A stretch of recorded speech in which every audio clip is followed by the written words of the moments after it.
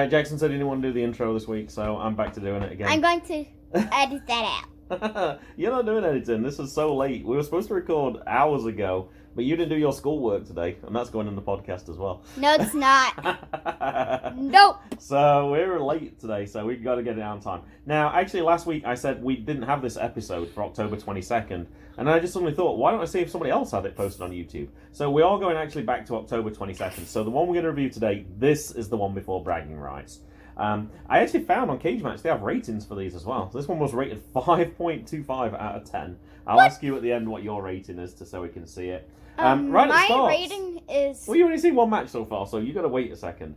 Now, at the start, can you remember who came on at the start? Because we saw a wrestler who was on. Kelly? No, before that. No. Before the match. The person who they were doing a tribute to because they died. I don't know, but he did look at, like Elias, at the short little clips at the end. Oh, okay. Vincent Albano was an Italian-born American professional wrestler, manager, and actor who performed under the stage name Captain Lou Albano. You remember them saying Captain? He was active as a professional wrestler from 1953 until 1969, becoming a manager in 1995, and he died on October 15th, 2009. So basically, he would have died when the last show came out, so they wouldn't have had a time to put tribute together for him. A unique showman with an elongated beard, rubber band facial piercings. I noticed that. Like, it looked like he had a rubber band stuck to his face. No, it's like something very weird. Okay. And loud outfits. Albano was the forefather of the 1980s rock and roll connection, collaborating with Cyndi Lauper. I saw her in the intro as well. Albano helped usher in wrestling's crossover success with a mainstream audience. Now, this is going to be an interesting first segment because Jackson decided to do this without taking any notes. So we're going to see how well he can remember. Match one was, as you said, Kelly against Gail Kim. It did say this match was actually taped on the 19th of October, so they're showing it 3 days later. And the reason they're having this match wasn't actually that clear. At bragging rights is a 3-on-3 match. Beth Phoenix, Michelle McCool, and Natalya from SmackDown against Gail Kim, Kelly, and Melina. So I'm not quite sure why Gail Kim was fighting Kelly today. I don't think they really said it. Gail Kim, just so you know, Jackson is a record 7-time Impact Knockout champion. She's going to turn 44 next month. I didn't know she was from Toronto, actually. I found that out. She first joined WWE in 2002, but she was released in 2004. She went to TNA, but came back to WWE in 2008, and she stayed here until 2011. That's why she was in this one. All right, let's see how good Jackson's memory is. We've been recording for 3 minutes. Can he remember the match in the 3 minutes? Don't you mean 2 minutes? We got intros to put in there as well, and stuff like that. We had to pause it first. So there was kind of a backflip, but facing forward. By who? So a front flip? Pretty much. It's a backflip facing forward. It's a front flip. No? Oh, she did a backflip, but she was looking the other way from where she was. Okay, so it was just a backflip then. Okay, who did the backflip? Kelly to get out of pretty much an armbar, I guess. Got her in an armbar, okay. You saying that's the finish? No. Oh, okay. I was going to say, were you watching a different match to me? No. All right. So she obviously got out of that because that wasn't how it finished. Okay. Anything else? No. Well, one thing I definitely saw. Well, you have the finish. Who won? How did they win? I think you might need to take notes for the other sections, right, buddy? Kelly. Kelly won. How? Pretty much by I guess superplex.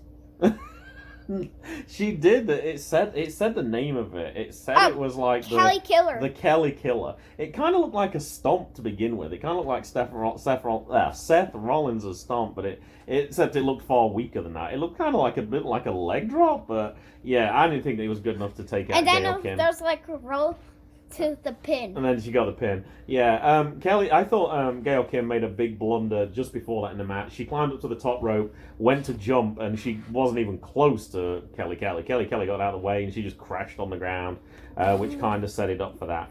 Now, what I've decided to do, Jackson, and you approved this one, you like the idea of the watch-along. You really enjoyed doing that. I thought what might be better to do is, rather than try and watch one from the pay-per-view necessarily, because I like to ask you who you think won those events, how about we try and find a significant match from one of the people who we're watching? So for today, Gail Kim. Today is going to be Gail Kim. Yes, it is. So let me tell you a little bit more about Gail Kim. In 2012, Pro Wrestling Illustrated named Kim the #1 female wrestler in the world, and in 2016 she was announced as the first female inductee into the TNA Wrestling Hall of Fame. On Cage Match, I found another cool section. Remember last time I told you about they had video games? They also have a section for movies as well. So Gail Kim's was in 2 movies. She was in something called Royal Kill in 2009 and Bertie's Birthday. Now, I heard people say that Gail Kim didn't really get a chance in WWE. She had 158 matches in 2009, which was the most in her career. And the year before, she had 130, which was the second most. She had a winning percentage of over 70% during that time as well. So I don't remember that time, but it certainly looked like she did okay. The watch-along we'll do after we've done all the Superstars. And what we're going to watch is, this is actually for the first ever Women's Impact Knockout Championship. So there's no champion at this point, and they're going to have a gauntlet match, and they're going to decide who it is. And which we'll is talk pretty more, much a Royal Rumble. We will talk more about a gauntlet match once we get a little bit closer to it, okay? It's all right, pretty much else? a Royal Rumble. Anything else for the first match? No.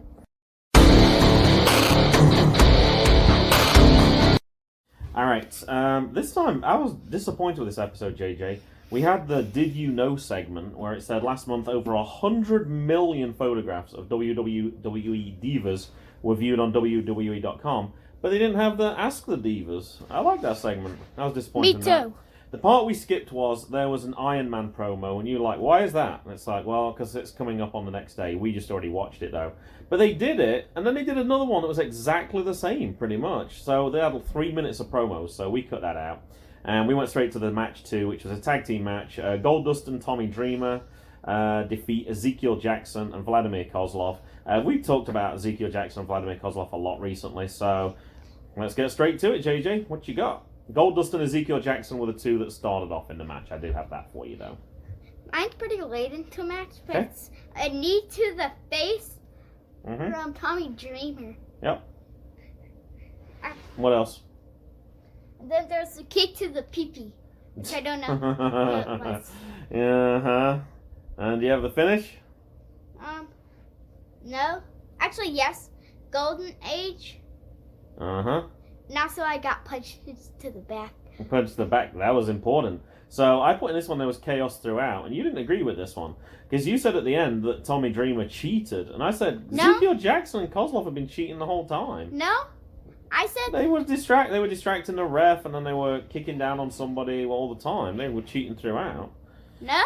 The finish I had was basically what you said. Tommy Dreamer attacked Ezekiel Jackson from behind while the ref was distracted, and then there was that quick pin after the Golden Age. What happened after the match, though? Tommy Dreamer obviously won, and Goldust won.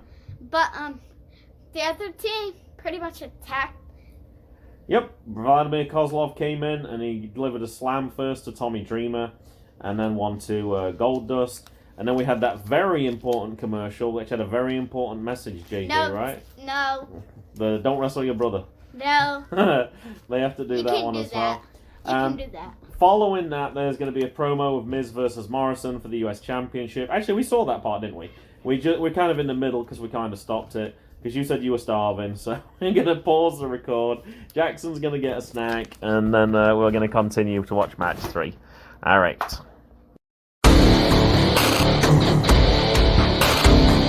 All right, Jay, I got some bad news for you. That last segment was like 2 minutes and 50 seconds. You're definitely not getting the longest podcast this week against your brother.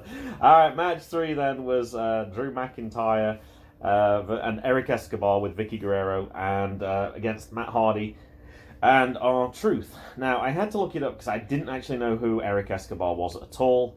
It said on September 29th, 2009, Perez, that's his real name, was promoted to one of WWE's main brands, SmackDown, and he came down to the ring with his girlfriend, Vicky Guerrero. Drew was introduced as 19 stone. You know how much that is, JJ? No.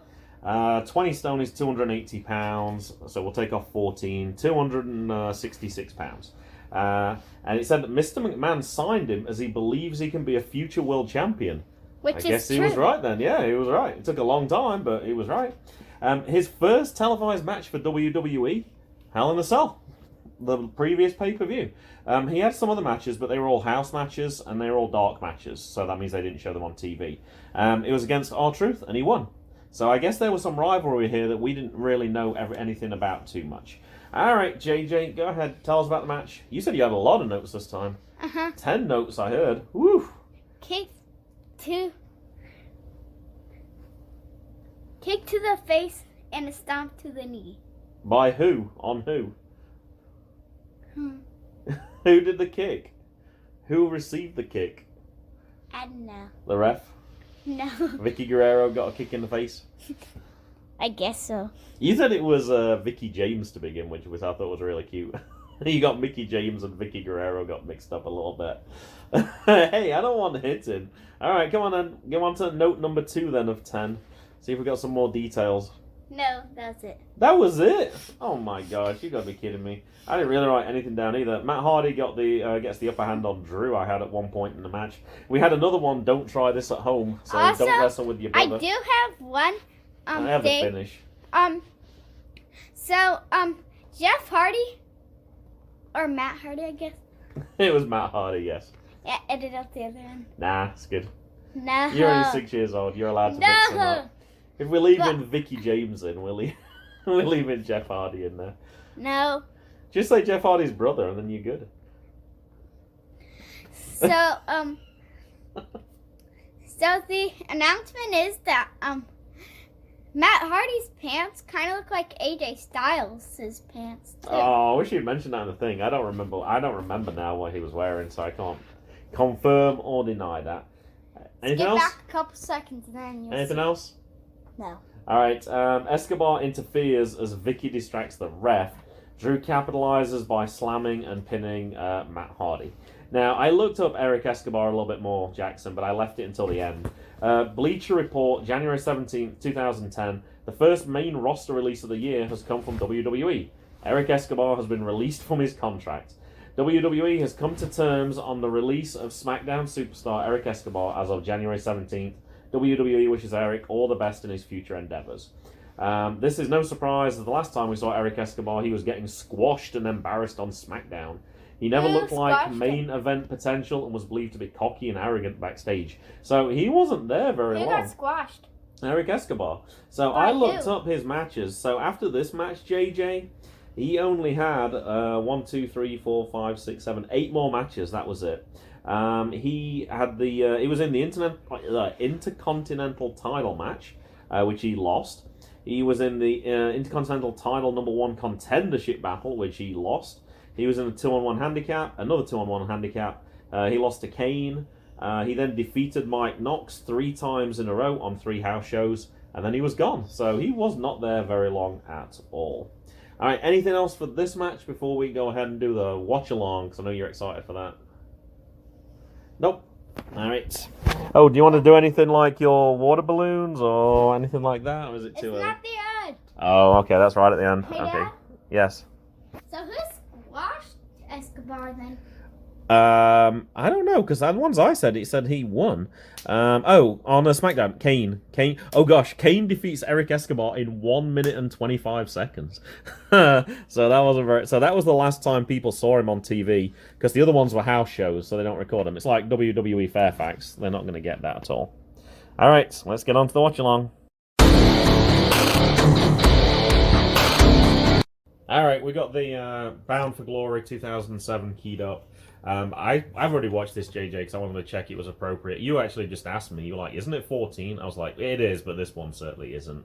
I didn't watch the interview beforehand, so we just watched the interview. So you said you wanted to talk about the interview. So what did you want to talk about in the interview? What happened? So TDB, said... ODB, but yes. Mm-hmm. So she said that she was the pro, Uh-huh. and she said to one of the wrestlers that I don't know what that is. She was not very nice. The interviewer asked them, it's like, would you four like to introduce yourself as you're all new? And yeah, ODB snatched it from her, and she kind of did her own introductions, which were kind of rude. One of them was Talia, is it Talia or Talia Madison? I'm not quite sure. Angel Williams was one as well. And I'm not sure if Jackie Moore was the third one. I couldn't quite remember. Or it might have been Miss Brooks, who's coming out right now. We've just paused it as the first person's coming out. And anyway, they then started chasing after ODB, didn't they? Because they weren't happy at being insulted. The ending was funny, though. What happened right at the end? The I don't interviewer know. got left with. The interviewer. Awesome Kong was behind him. And he got very scared, and then he ran off. So, yeah. Also, I'd like to mention that I saw a purse that looked kind of like the golden YouTube symbol for hitting, I think, 100. Oh, no. 100,000? No. 100 million? No. 100 billion? No. 100 trillion? No. Quadrillion? No. All right, we don't know. All right, let's pause it here, 10,000, I think. and then we'll get the match started, and then we'll do our watch-along.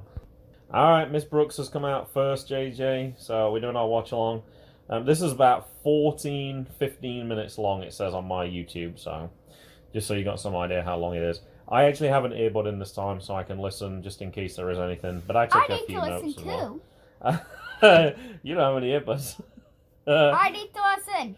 I just wrote down the order that they came in, actually. That's all I got. All right, I'll take my earbud out. I won't listen then, okay? I'll just say what you got. So that was Miss Brooks who came in first. Second person in is Miss Jackie Moore. So why don't you tell us what a gauntlet match is? Because you were trying to tell us earlier, and we kind of stopped. It's kind of a Royal Rumble. See, it's not, though. A gauntlet match, normally, as Mason told you this, because you didn't know, he said, like, you have two people in there, they keep going until one person wins, and then the next person comes in, and you keep doing that, and he said there were 7 people, which I didn't know. I thought it was around 6, or 6 to 8, but I didn't, perhaps even 10, but I didn't remember exactly how many it was. Or I'm going to trust 9. him. I'm going to trust him when he says 7, if he says something like that. But they explained the rules for this, and can you tell us some of the rules then? Like, when does the next person come in? Because it's not after the first... After 60 seconds. Yeah, every 60 seconds. They've got to go... Now, this was the other reason I wanted you to see this. Have you ever seen the 6-sided ring before? No. Because you didn't comment on it at all. I was suddenly like, I would have thought that would have looked pretty weird to you.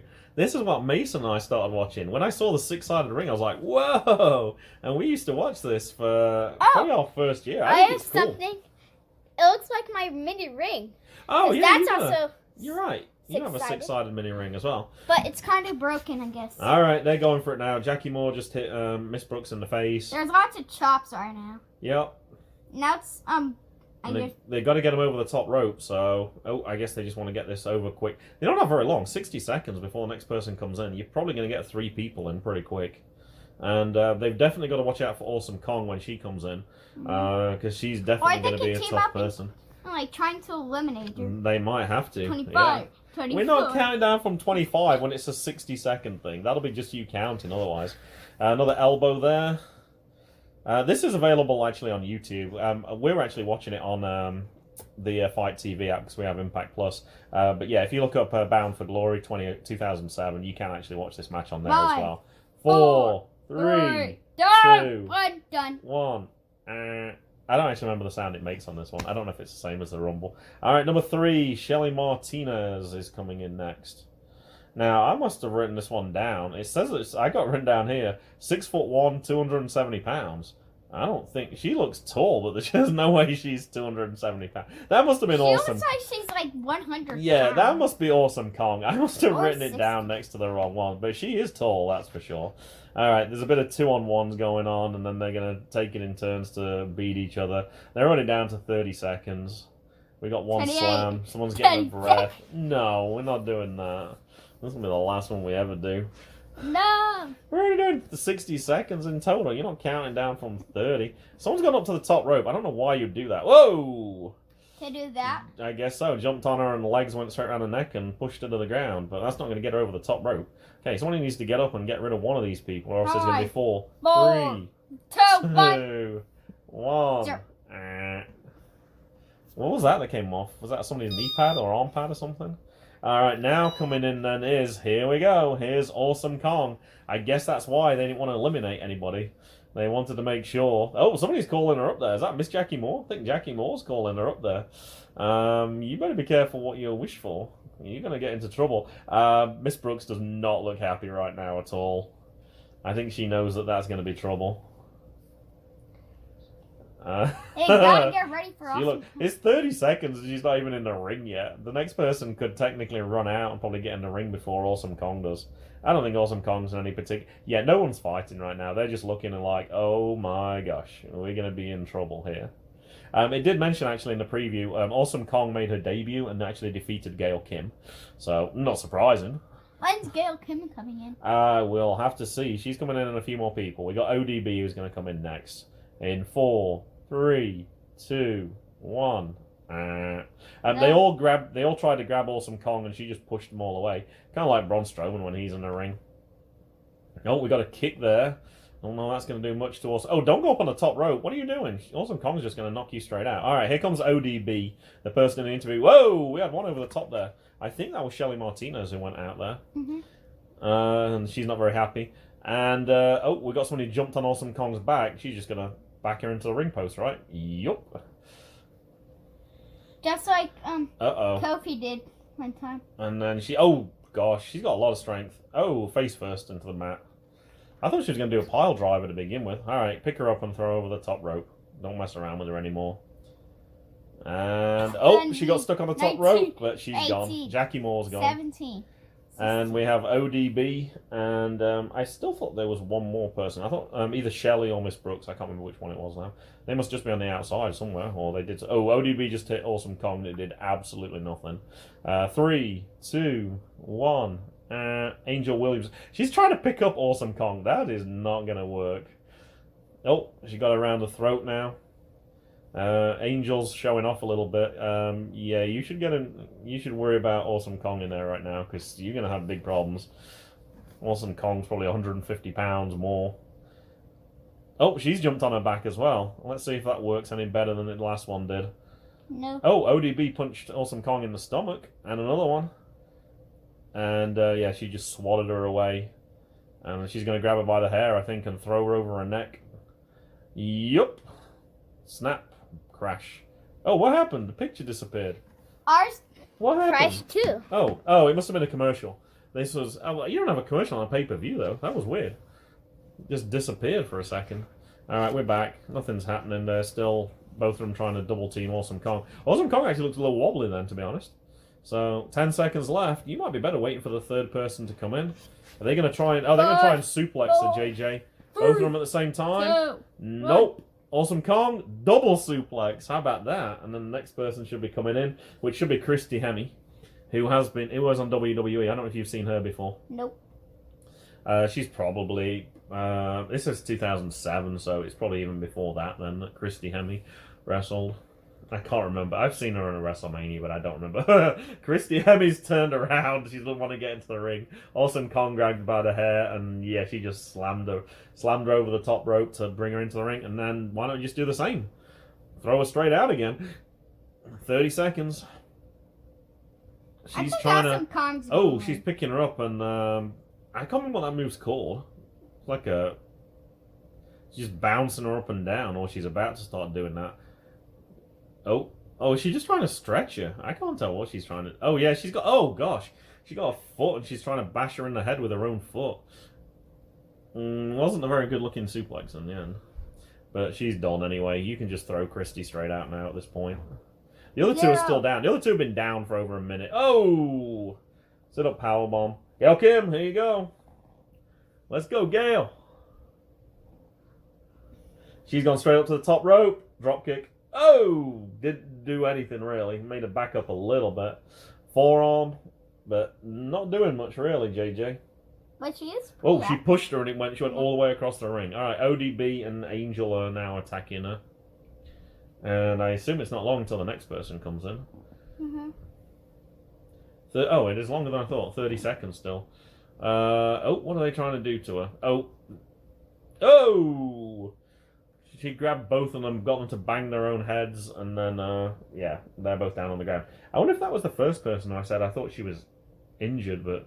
Or is that Christy Hemme out there on the outside? They were certainly looking after somebody. Mm-hmm. Yeah, you're not going to be able to do that move against her. She's way too strong. Somebody's going to get thrown over the top rope. Oh, Gail Kim.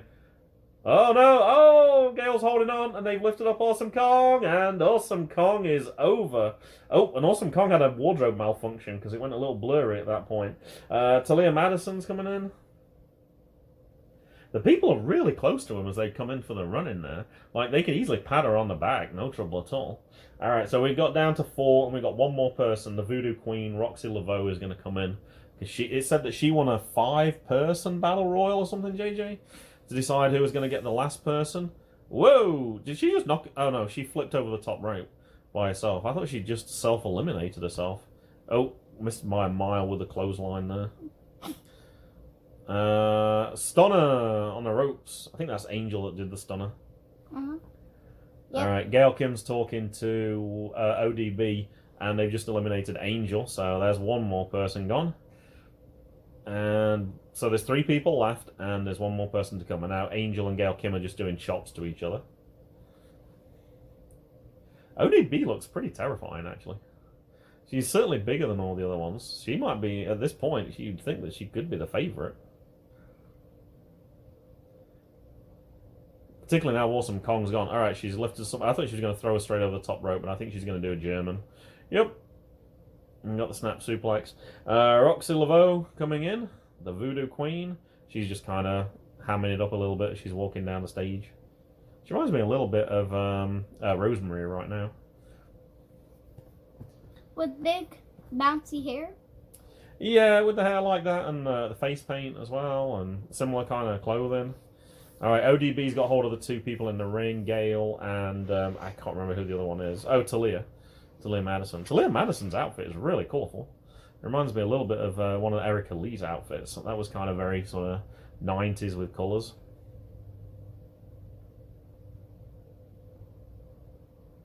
Kind of 2-on-2 right now. Who? Oh. Gail and Talia and ODB and Roxy. Gail Kim's holding her back, so she's starting to hurt a little bit. I need to know who's in the ring. I just told you who's in the ring. Who? Oh, Gail Kim with some forearms to Roxy. Roxy's the one who's in the corner there. You know who Gail is, so that's fine. You know who ODB is as well, so... But the other one's the Voodoo Queen. Oh, Gail Kim's just got rid of Talia Madison. She's gone. Down to 3. ODB's right on the top rope, and she just got pushed off. We're down to Roxy, the Voodoo Queen, and Gail Kim then, JJ. So no more people are coming in. Is a ref in shorts? Do refs normally wear shorts? No. I don't think so. Huh. I wonder if Not that's a unless TNA. it's burning in there or warm. I don't think I've ever... Yeah. It's probably going to be warm in there. I don't know why. Oh! Nice suplex from Roxy to Gail. She's going for the pin. Now, she can only win by a pinfall or submission right now, so she can't throw over the top rope. As far as I can remember from the rules at the start. She's actually got to get a maneuver in there. There's lots of place to do posts on this, isn't there? Gail got her knees up as she was trying to run into it. Oh, here we go. Oh, look, submission lock. That's like the octopus stretch that Jonathan Gresham does. She's got that pretty locked in. She's down onto her knees now. This might be it, JJ. She might have to tap out. She's going down on her knees again. Oh, she's trying to grab the rope. And she's got it. I wonder if it's easier to grab the rope in that 6-sided ring. I'm not sure. There's more rope. There is more rope, but I'm wondering if it... But it moves further away though. as well, so I don't know. Gail's gone up to the top again, which is high risk, high reward, I guess. Oh, drop kick and nobody home. Here's the pin.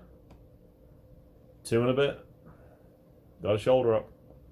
It does look like a normal size ring until you see the above thing. It looks way bigger. Uh-oh. Gail's in trouble now. She's getting picked up, and I'm not sure what move she's going for. Oh, Gail got out of it and reversed it, and we got a pin. 1, 2. Kick out at 2. Oh, sit up powerbomb, and she's... Oh, now she's gone for the pin on Gail. 1, 2. Oh! I actually thought when I first watched it, that was it. I thought that was really tough for Gail to kick out of that one. She kind of wrapped her up pretty well. That was a really good looking move. I didn't say earlier, Jackson. The only person I know in this is actually, besides Gail Kim, was actually Awesome Kong. So I didn't know. Oh, sorry, Christy Hemme as well. I knew, but all the other ones I didn't know. Certainly the new Impact people they talked about, or TNA people, I didn't know any of these. All right, this could be it. This could be Gail's finisher. She's running around the ring, slammed it down. This could be it. 1, 2, 3. So the reason I picked this match originally, Jay, was I wanted to show you Gail Kim's first ever TNA title, with her having won the most titles. I didn't realize when I picked this match until I watched it that this was the first ever title match for the women. So she was the first ever women's champion at this point here. So that was pretty cool. The one thing that wasn't so cool is it said TNA had been going for 5 years at this point. It took them 5 years to have a women's champion. Isn't that ridiculous? They said they wanted to wait for the right time. I have no idea what that means. But yeah, 5 years is way too long to get I the guess champion. they wanted to do that to like see or like rate the like women's. I guess so. And Perhaps do, they didn't like have. the best women that get fight. Perhaps they didn't have enough women to begin with, so they had to build the roster up a little bit. What did you think of the belt? Gnarly. I thought it looked like one of your belts. I thought it looked kind of cheap, to be honest. It looks kind of thin. It looks like one that you have where you wrap around with Velcro on the back. I'm sure it's a little better than that, but it did say TNA on it as well because it wasn't Impact at this point. I couldn't even see it. And that's it. We are done. They're actually heading into an interview section right now. Is that Kurt? Oh, look, it's Kurt Angle. Do you know who that is with him? No. Kevin Nash. I was going to say that. Huh. We don't have the sound on, so we don't know what they're saying. But, yeah, I'm going to say Impact in those days was pretty good. All right, anything to finish this one up, JJ? Is this one going to be appropriate? I don't know. We can't hear them anyway, so... Anything else to add on? No. Is it now time to say water balloons?